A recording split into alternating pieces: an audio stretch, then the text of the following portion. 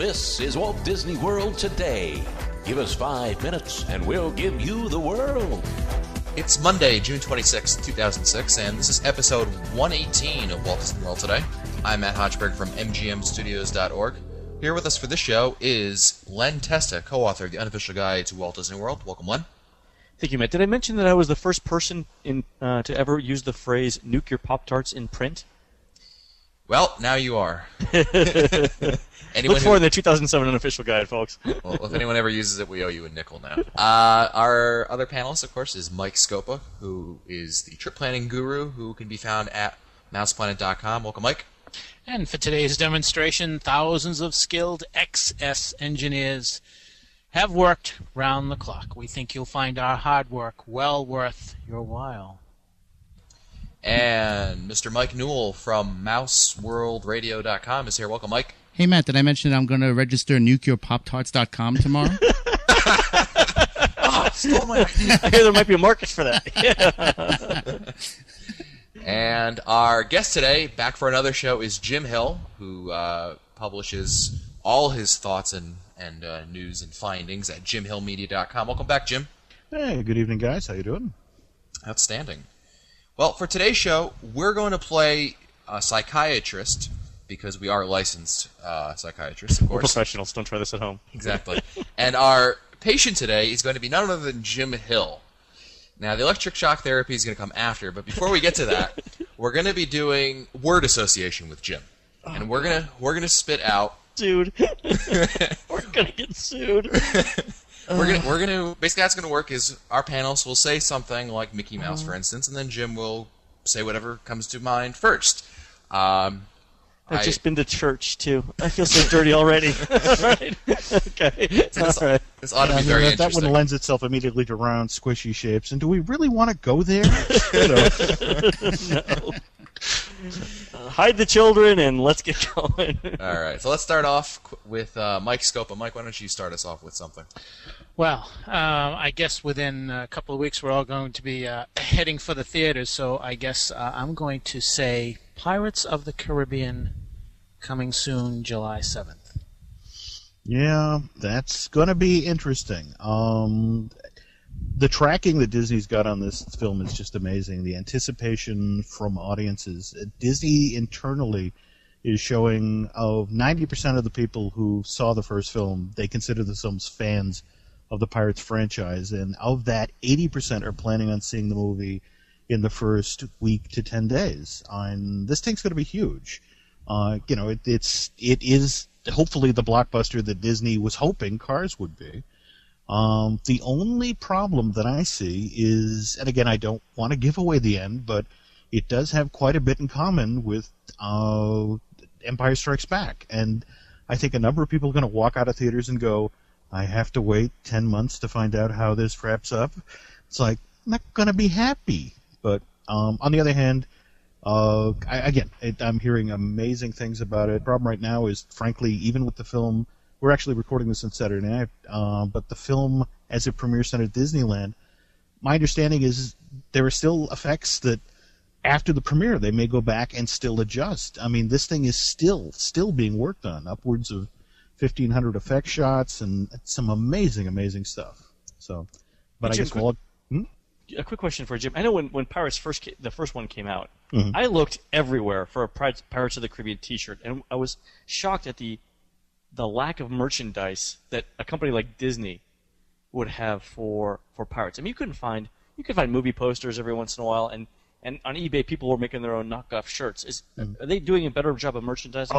Yeah. Well, this time around, really, Disney is making up for the first film. In fact, there's a great story about the first go-around when they brought Pirates through to Disney Consumer Products. And, they read the script, they looked at the boards, they looked at the early material on it, and the verdict came down is the story is too convoluted. You can't sell merchandise on a film that's as intricately plotted as Curse of the Black Pearl was. So literally, Disney went, nah. Because people who can follow it are smart enough not to buy our crap, right? That's right. So now this time around, it's like, we don't care how convoluted the thing is. They're putting a record number of books, record number of toys. T-shirts? Oh, good T-shirts out the wazoo. In fact, T-shirts for your wazoo. No, just this time around, they're going to make up for lost time. It's sort of Toy Story revisited. It's like you missed the first opportunity, and when you get another chance to take a bite out of the apple, you don't miss that time. Mike Newell. Good one. Project Gemini, deal or no deal? Gemini, Gemini is sort of like the Gemini program back in the 1960s. It blew up a lot. Again, there were a lot of fans of that particular version of redoing the front half of Epcot, changing out Future World into Discoveryland. But to be honest, a lot of the people who were part of that have left the company. I mean, you had the gentleman. Why am I blanking his name? The Imagineer who was in charge. Oh, Barry Braverman, who actually started out. He was the guy who created the whole Interventions idea, and on the basis of that success, got handed DCA to develop. And he was also, one of the people in the mix on the whole Project Gemini thing. And now there's definitely been sort of a regrouping, a rethinking of, what they should be doing with Future World. And sadly, it does seem to be leaning toward the, can we shoehorn another Pixar character in here? Now don't get me wrong, the Finding Nemo thing that's coming online October 1st. What is it? The Seas with Nemo and Friends. It's supposed to be very charming, and and certainly will up the kid appeal. But that seems to be, what's in the future now for Future Worlds. That after dealing with the whole debacle of Mission Space, it's like, woof, let's get away from the thrills. Let's not have that happen again. In fact, I will be really surprised, to see anything much stronger than a coaster, come off Disney's boards anytime soon. I mean, Mission Space, that was supposed to be the next franchise. I mean, they had already made plans to drop that in Disneyland and Tomorrowland. Likewise, it was going to Hong Kong. I mean, that was supposed to go around the globe, and now it's a one-off, and of course we've got now, what is it? You can go red or you can go green. Wrong colors. Yeah, orange and orange. One of them should have been yellow, but green and yellow would have been classic. Yeah. But no, that's their they're back to square one with Future World. They've got to go out and find a sponsor, someone who's willing to put up some dough for whatever they're going to try to do now with the Wonders of Life. For quite a while there was some talk about literally doing that as a Pixar pavilion. I mean, literally leaving it standing, but just making it about celebrating communications by way of computer animation and the internet. And but now the concern is that they're doing too much with these characters. So now they're looking around for a major corporation linked to the health industry to possibly come in and do a redo there. But it's particularly bizarre to watch this happening with it coming up on its 25th anniversary. Yeah. And that is supposedly, what the big push for, 2007 will be for the Disney World Resort. Come celebrate Epcot's 25th birthday, because we have no idea what the hell to do with it ourselves. Bring an idea. That's right. Well, it's the old joke they used to make about, they used to be on the outside of the Carousel of Progress building at Disneyland, assigned to, we're Imagineering a new attraction here, but that sign stood up for 10 years without Disney doing anything. And in fact, it was Bruce Gordon, the Imagineer, who talked about sneaking in at night and changing the sign to, "Do you have an idea? If so, please call 1-800-WDI." Because we can't come up with anything. And that sadly is what they're facing with Epcot. Interesting. Len Luther. Animal Kingdom after 3 o'clock, Jim Hill. Well, to be honest, it's a different story than it was even just 6 months ago.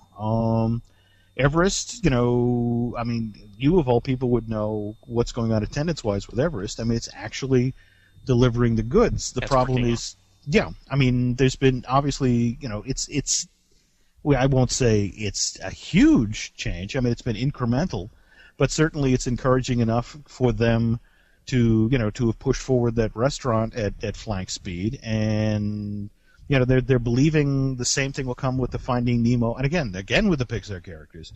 Nemo coming into that park as a musical show. It's right now they believe that in a year's time, provided that Nemo proves to be the draw that it is, and that restaurant, which is going to be decidedly high end, is my understanding. Is it? Well, the idea is that. Are they going to use my idea for the name? What is the name? It's in Asia, right? Right. Okay. Dinner Mongolia. Dinner Mongolia. My understanding is that they you got they contacts, want, right? You got people. I'm just yes, saying. that's true. That's true. And now my understanding is that what they want to do is, make it, a sort of a signature dining experience, much the same as say the Plaza Pavilion or that sort of thing.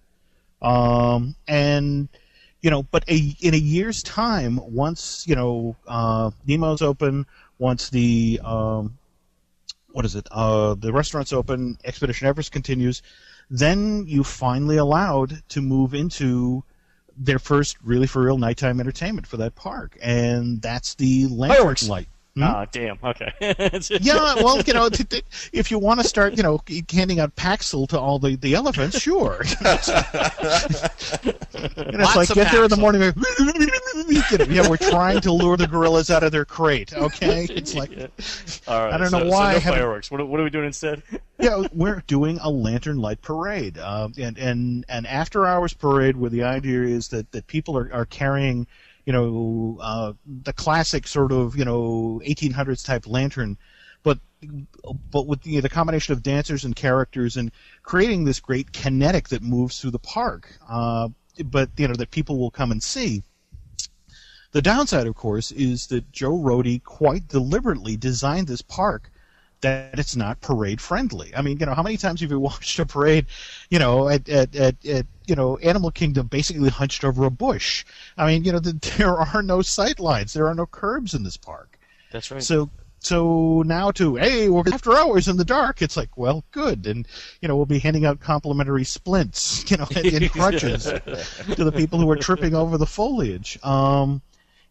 There's going to have to be considerable capital investment in order for them to pull this off, but they believe that's a key component for this park, giving people an excuse to linger in Animal Kingdom. And again, this nighttime lantern light parade hopefully will do it. But again, you're talking about that going live sometime at, late 2007, more likely 2008. In fact, if what I've been hearing is true, it may get slid, even further back to 2009, as they think that it might be before they can actually do that. They may need to put another ride in that park. So, all right, got one for you, Jim. Sure. The new Midway Mania attraction that's replacing Millionaire at the studios. Ah, boy, That's a good one. That there's kind of a mean story that actually tracks back to Paul Pressler about this attraction. This, though, you'll never get anybody at Disney to admit this. This is finally Disney's answer to the Amazing Spider-Man attraction at Islands of Adventure. In fact, supposedly what got this project rolling is Paul Pressler in a meeting asked, "Can somebody come up with a dumbed-down version of Spider-Man?" And this is what this is. This is a shooter attraction that also makes use of the 3D glasses. The one thing that will make this stand out differently is you're going to have the guys at Pixar themselves doing the animation on this, and it will be fairly spectacular. I mean, the notion of a shooting gallery where you're interacting with what you're shooting at. I mean, you're wearing these X-ray specs. It's like Compton. Only I don't think that they'd hand the piggy bank. That I don't know if he's a Crip. But no, it's a. But how? Wait, I don't understand the dumbed down comment. It's not like this was a Fellini film and the Spider-Man was you were going. Well, through, it was in French with subtitles. I mean, the dumbed down actually comes to the ride system. I mean, if anybody who's ridden the Spider-Man attraction understands when you think about the, you've got 3D film with a ride vehicle, interactive sets. It's free. Yeah. Yeah, It's I a, mean it's a free floating vehicle, right? Oh yeah, and it's a maintenance nightmare, you know. So you know, it was just one of these things. Can we get one of those that doesn't break every 5 minutes? You know, and this finally here it is. And it's you know, I think what I personally think is fascinating is on the West Coast they're getting a brand new building. I mean, they literally have to shut down California screaming for 2 months so they can put the footings and the steel in. And then, you know, once the building's enclosed, get to work. But here, I mean, it's going into the old Millionaire setup. In fact, are you guys getting contacted in regard to the cast members who are now trying to get a petition going to save Millionaire? Haven't heard that. No. Okay, because I've been contacted by a number of them at this point, and I guess they're really pushing to, you know, their argument is like, why shut down Millionaire? You've got, you know, I mean, you could just quite as easily move Millionaire into the old Superstar Television Theater. So I hope that really goes through because I love that attraction. So it's great. I think we're up to Scopa. Mm-hmm. I've always been a fan of alliteration, so here goes. All right, Jim, I want your forecast for future Fast Pass flavors. Forecast for future Fast Pass flavors? Yeah, as in... What's coming? What's coming is basically we're going to see Fast Pass move to a pay perk. You know, that's in fact to watch the way the machines are being weeded out of the the parks now. You know, that coupled with what's just coming now with the Year of a Million Dreams, where suddenly, you know, out of nowhere emerges the Golden Fast Pass. You know, it's Fast Pass never quite worked the way Disney had intended. I mean, the idea was that this virtual queue, you know, during that hour you were waiting to get on your attraction, you were supposed to be buying T-shirts. Damn it! You know, Right. You're supposed to be getting a $7 soda, Buying a smoked turkey leg or something. Yeah. That's it exactly, and that savings never, you know, or you know that money never emerged, and in fact, you know, one of the things that basically killed Fast Pass is the fact that Disney has yet to get, you know, return on investment for the money that they poured into the development of this thing. You know, in fact, Jeff Lang was just telling me about being at Walt Disney World at the Magic Kingdom, and he had stopped in at City Hall, and you know that this family that was clearly down on a, you know, a rather wealthy, you know, take on, you know, visiting the parks, came in, and the person discreetly behind the desk began doling out pre-printed sets of Fast Passes. You know, they had what is it? The, you know, with little bands around them like they were $1,000 bills. Yeah. You know, and they're like, you know, here's the all the passes you need for your family for Space Mountain. Here's all the passes you need for Splash Mountain. So it's already happening in a discreet sort of way. Yeah. But you know, I think after the Year of a Million Dreams is up, we're going to see them get that much more aggressive about this. Yeah, we knew that the technology exists, Jim, because during the media event, they've actually given us, you know, the Magic Fast Pass, where it was a plain white nondescript card, but you you insert it into the Fast Pass machine, and out pops as many instant Fast Passes as you want. So, Scopa, you were with me in the last one, right? I think so. Oh yeah. Yeah. With remember we did Soarin' like 4 times in a row. Yeah, I got tired of it. Exactly. But I mean, the thing, you know, I know there are a lot of people out there who think, oh well, Disney will never do it, or you know, Disney's just filing these patents, you know, as a defensive measure. But the technology already exists and it already works. It's simply a matter of, you know, flipping the switch and doing the marketing campaign. Yeah, in fact, to be honest, given my conversations with people in operations at Disney, in fact, to be honest, the one thing they regret at this point is they wish they had done it reverse. They wish they had rolled it out as a perk for, you know, high-paying. Yeah, that's it exactly. And then eventually filter it back, you know, for example, an event like this, you know, something that only the people who pay at the high end at, you know, that would have worked out well. Yeah, as a would have marketing been campaign. huge. You know, Let them eat cake.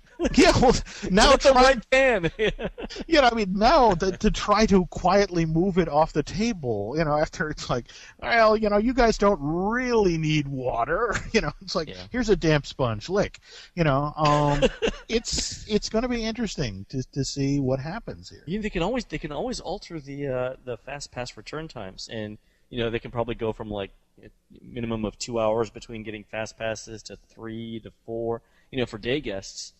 Yeah, I mean, there's a lot of stuff they can do to give Disney Resort guests preferential treatment. All true. Though, I guess one of the things, the saddest thing about what's going on with Mission Space is that was the very first attraction that was literally from day one planned to be a FastPass attraction. That wasn't a question of retrofitting an old queue. Taking something, making an exit, making it, taking an exit, making an entrance. Here they were. They designed it, to facilitate use of FastPass, and now, it's like, well, please come on a ride, please. You won't get sick, So You will not die. yes. Mr. Newell, you're up next. Oh, okay. Will there be a second coming of the Dreamfinder anytime soon? That's getting more and more bizarre with each passing day. That was a bizarre attraction to begin with. Well, there's a turf war going on, literally for the soul of Imagineering. The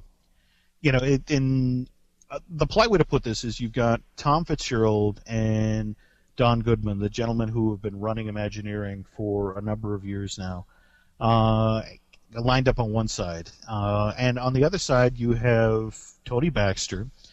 And you have now John Lasseter and Pete Docter, who, are coming in. Tony Baxter, for example, hasn't left the company deliberately because, as he explained it, and you talked about, Tony had huge offers on the table. He had places, for example, Vegas. Who's the gentleman there? Steve Wynn? Steve Wynn, yes, Steve Wynn. Had a standing offer. It's like, look, Tony, just walk away. I will pay to set up the Baxter Design Studio, and we'll design the greatest resorts in the world here in Vegas. And Tony's answer basically was, I can't leave Disney. And the reason is they don't know it's broken. And when they realize it, I need to be here to fix it. And so he stayed on doing, frankly, assignments that are beneath him. I mean, things like that Winnie the Pooh ride for Disneyland, just to stay in the building. And so now all that patience is paid off. But you have, one agenda, get the Goodman Fitzgerald agenda on the side of the building where it's business as usual, and on the other hand you have Baxter and Lasseter who are all about, let's start pumping attractions into the park, things that really wow people again. And Dreamfinder seems to have emerged as the battle point on this, that, the notion of let's bring back the Dreamfinder to Epcot, as a signal that Disney's back on the right path. And of course, the argument from the Fitzgerald Goodman side of the fence is that who honestly cares about the Dreamfinder except a bunch of Disney dweebs? And Right. It's just that for the general public, you notice there is no picketing outside the building to the effect of bring back the man in the red, purple suit and the beard. Oh, we miss him. Now, mind you, to be fair about this, when the first redo of Imagination was done in '99, the folks who sell merchandise in the parks were furious when they learned that Figment and Dreamfinder were being cut out of the attraction, and it's like, you morons, do you realize we sell $500,000 worth of Figment plush per year? And you're taking them out of the attraction? For Epcot, that was a significant portion of revenue. So, when people, talk about, oh, they put Figment back in because of the demand, because of guests, it's like, well, yeah, sort of, That and the $500K. Yeah. That's right. But, in the case of Dreamfinder, I've been hearing some amazing stories lately that to the effect of, the argument now is that, look, if we bring Dreamfinder back, he's going to have to be a celebrity. We need somebody to voice him. And because what they're talking about now isn't just bringing back Dreamfinder, but also changing out Honey, I Shrunk the Audience into a 3D movie that stars Dreamfinder and Figment. And so evidently the Fitzgerald Goodman camp are pushing for, look, we need a name. And there's a list that I've heard. What is it? It's Martin Short, Nathan Lane. Who else was on this list? There was another name. Oh, Robin Williams. The notion of, look, I need to be able to say, when that face appears on public, people go, oh, He's the Dreamfinder guy. Yeah. yeah, that's the Dreamfinder guy. And, but the argument for, of course, the Baxter Lassiter side of the fence is Dreamfinder is a celebrity all by himself, so we don't need a name. So again, going to be interesting to see who actually wins out that one. Yeah. Len, why don't you wrap it up for us? Gonna go with a subject near and dear to our hearts: Illuminations. Well, as I mentioned, we have the 25th anniversary coming up in 2007. Yeah, you noticed that I think we mentioned this, that the latest marketing event ends the day before Epcot's 25th anniversary in 2007, right? I am shocked.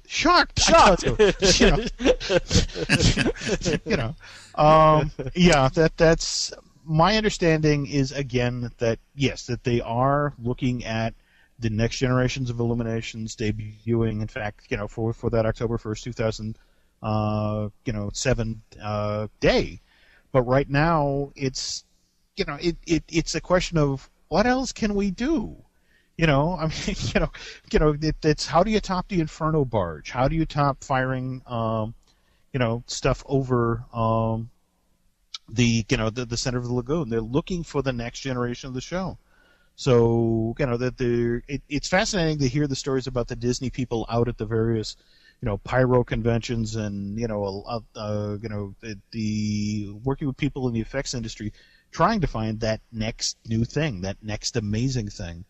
Because when you think about what's just opened at Universal, the what is it, the Cinemagic, the Cinemascape thing they're doing on the waterfront there. Disney's going to have to come back with something fairly strong. So great. Well, Jim, thank you for coming on the show. You're always a pleasure, guy. Of course, if you're interested in what Jim has to say, he's got a whole website full of him and his cronies that post lots of great articles over there. Not to well, technically, isn't it a posse? Yeah. Well, or is it a crew? If you factor in the water posters in the post offices, yes, I guess technically it is a posse. It's a crew, yeah. So, okay, let's check it. All right. And on that note, well, of course, the website, jimhillmedia.com, link in the show notes. And that's it for us today. This has been episode number 118 of Walt Disney World Today. If you want to find older episodes, read our show notes, or send us your comments, you can visit the Walt Disney World Today website at www.wdwtoday.com. You can also email us at questions@wdwtoday.com. For Len Tess, I'm Mike Scopa, Mike Newell, and Jim Hill, I'm Matt Hochberg. We'll see you on the next show.